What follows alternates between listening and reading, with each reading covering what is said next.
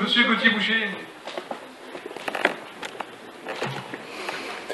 Monsieur le maire, mes chers collègues, les orientations de ce budget suscitent de la part de notre groupe quelques observations. Comme l'an passé, avec l'usage régulier dans notre débat d'orientation budgétaire de la formule fraternelle et inventive, ce débat se réduit parfois à l'énumération d'idées forces, comme autant de slogans de la majorité municipale. Aux nazériens qui demain liront dans la presse ou consulteront Internet et croiront s'informer honnêtement sur les orientations budgétaires voulues par la majorité, à la seule lecture du premier bilan de celle-ci, nous disons « Attention, il est évident que ce type de rapport, qui veut éclairer les choix budgétaires à venir, repose souvent avant tout sur un exercice d'auto-justification plus que d'honnêteté intellectuelle. Aussi, il nous faut décrypter le sabir de la majorité à l'heure de faire les comptes. Et que sont-ils d'ailleurs, ces comptes? Eh bien, ils pourraient être pires, mais ils ne sont pas très bons. Dans son analyse du contexte économique et budgétaire, le présent rapport croit peut-être rassurer les nazériens en leur disant « Regardez comme nous faisons bien les choses, vous avez évité le drame ». Et à ce titre, s'il est vrai que la ville n'a pour le moment pas augmenté les impôts locaux comme elle s'y engageait en 2014, comment croire sur parole notre majorité? Pour M. Samzin et ses adjoints, ce gel des impôts locaux devient plus qu'une simple promesse de campagne. Elle est la butte témoin du socialisme à Saint-Nazaire, l'ultime caution de gauche. Mais saura-t-elle résister aux investissements demandés par un projet stratégique, engageant notre commune jusqu'à l'horizon 2024? Ces 4 prochaines années, les taux d'imposition ne varieront pas, vient d'assurer M. Arnoux. Pour notre part, nous ne croyons pas à la pleine sincérité de la majorité sur la question des impôts locaux. Et comme nous l'exposions il y a quelques semaines au conseil municipal, à Nantes, Johanna Roland, alliée de notre maire, choisit pour sa part une autre politique de financement, voulant dégager en urgence 40 millions d'euros pour son intercommunalité. Cette politique, c'est celle d'une hausse draconienne des impôts locaux, plus 950% pour la taxe foncière dans les 24 communes de la région nantaise en 2016. Merci la gauche républicaine, paraît-il. Aussi, comment croire qu'une gauche nazérienne, si servile vis-à-vis de Madame Roland, si émerveillée devant chacune de ses initiatives, ne serait-elle pas tentée, d'ici 1 an, d'ici 2 ans, de revoir sa promesse de campagne sur les impôts locaux?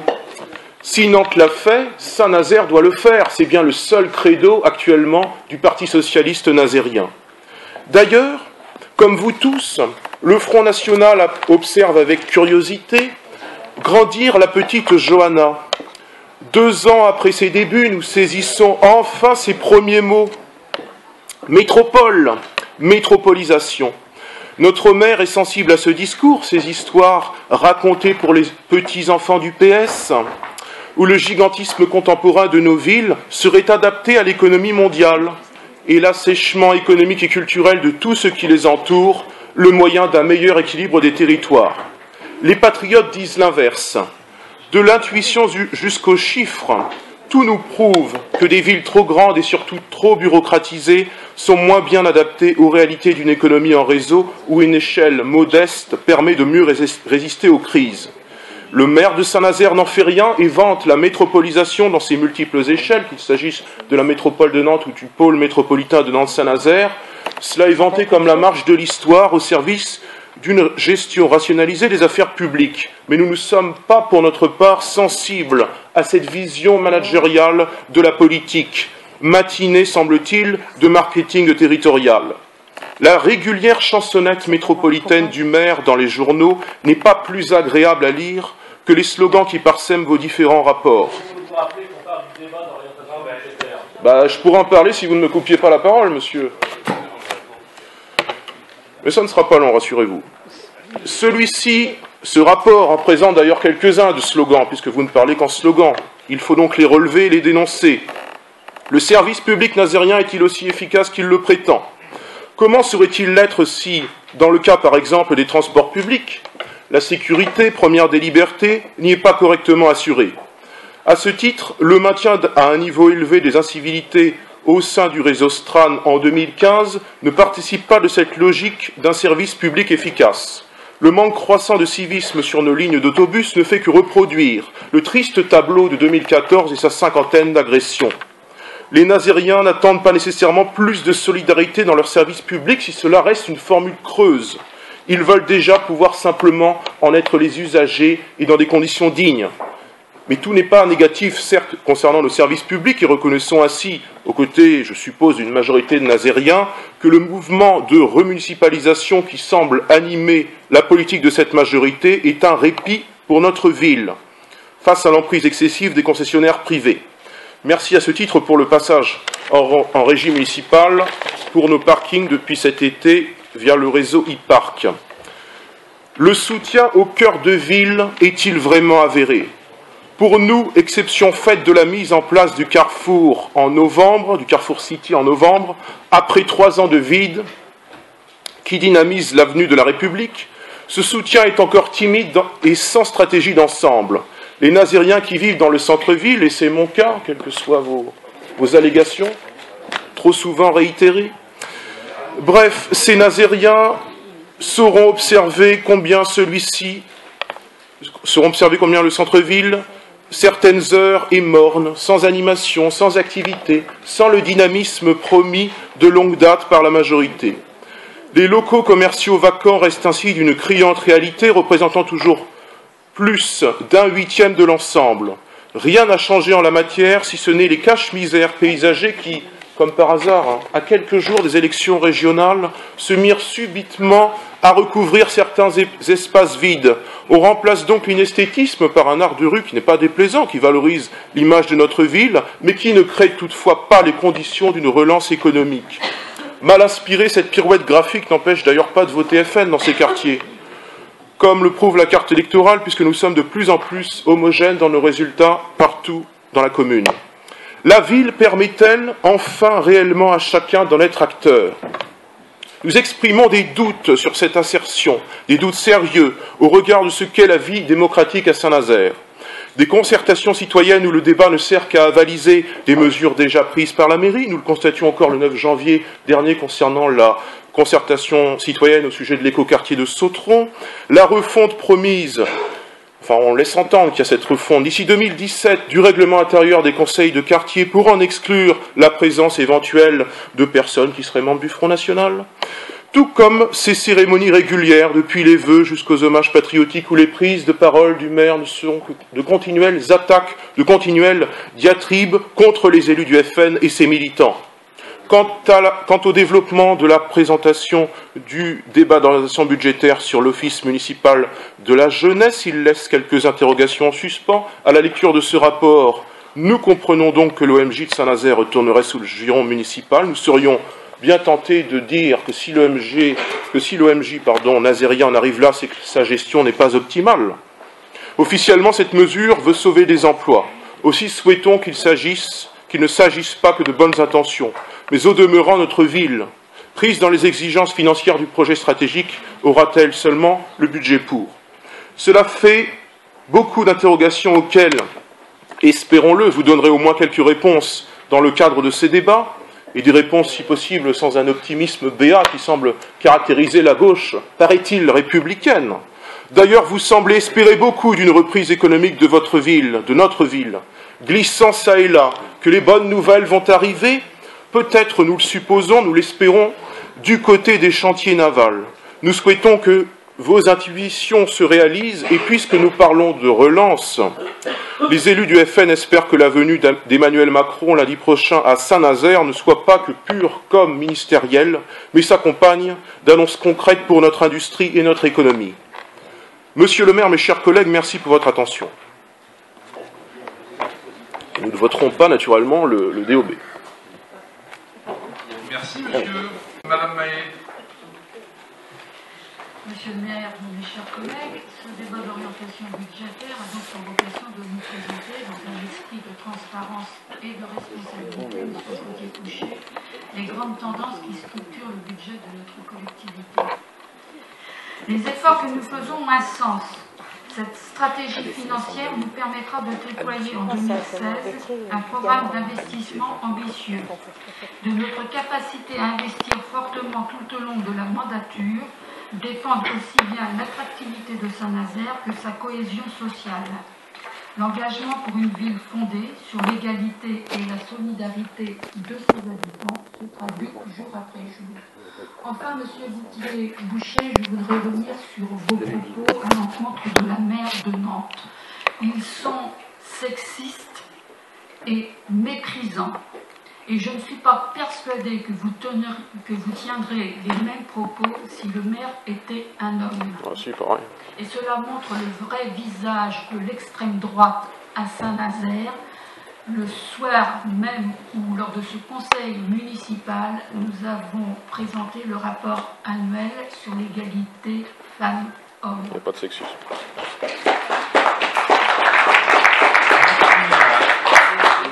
Merci Mme Maé. J'ai Mme Tonio qui va demander la parole avant de donner la parole à Martin Arnaud pour conclure ce débat.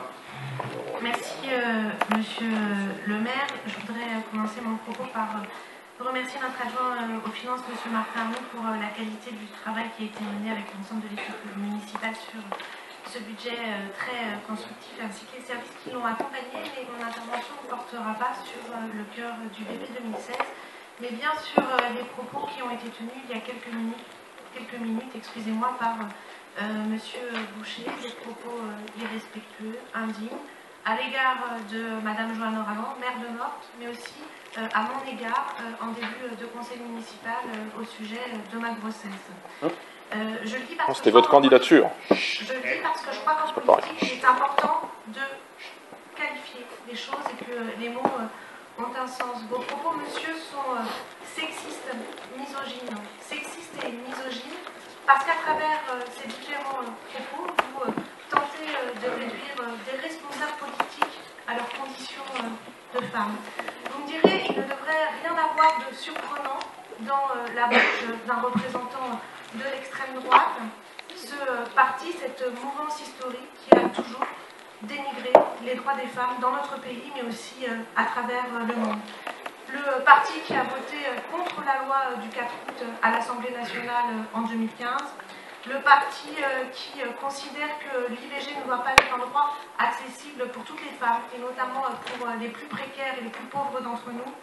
Le parti qui a soutenu Robert Ménard, celui-ci qui fait l'apologie des violences faites aux femmes à travers un certain nombre de documents de communication. Alors oui, nous ne partageons pas les mêmes valeurs parce que nous situons notre action autour du combat pour l'égalité entre les femmes et les hommes, parce que oui, Monsieur Boucher, ne vous en déplaise, les femmes sont bien l'égale de l'homme et les femmes politiques sont bien tout aussi légitimes que les hommes politiques à exercer leur mandat et leurs responsabilités. Je tenais à prendre la parole sur ce sujet parce que je crois qu'il est important de dire aux Nazériens et aux Nazériennes que ce soir encore, le Front National, ce parti d'extrême droite, a montré dans cette assemblée, une assemblée publique, son vrai visage, un parti extrêmement sexiste, qui n'est pas l'ami des femmes et qui dénigre au quotidien l'accès à leurs droits. Merci, monsieur le maire. Moi, je peux vous dire, je suis fier de travailler avec cette équipe municipale qui ne laisse rien passer sur cette équipe. Monsieur Arnaud. Merci. Je voulais dire que j'adhère totalement au propos de notre première adjointe et néanmoins amie.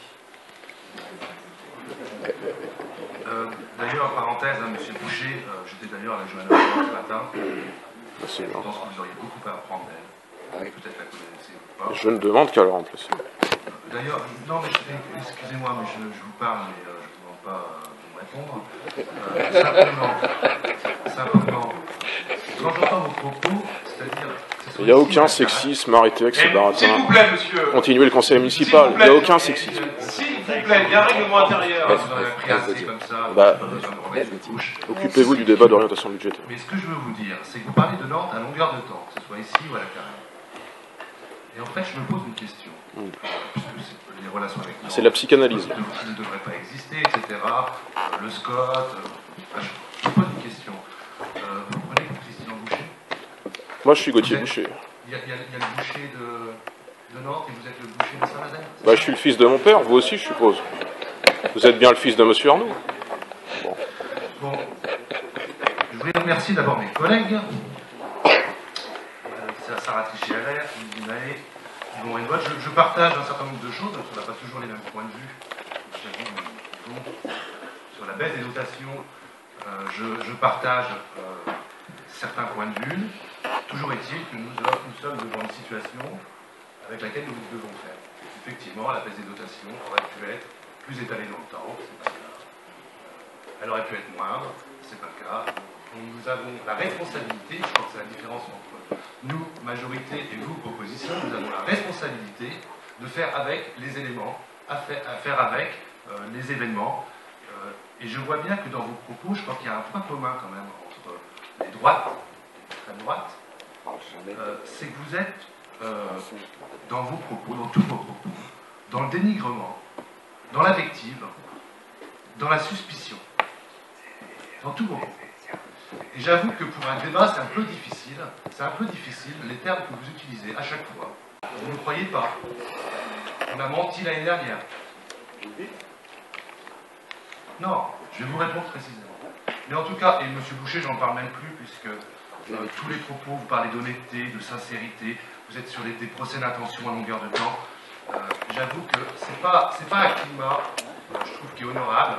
Il y a du public, un jour nous sommes filmés, mais un jour nous serons diffusés.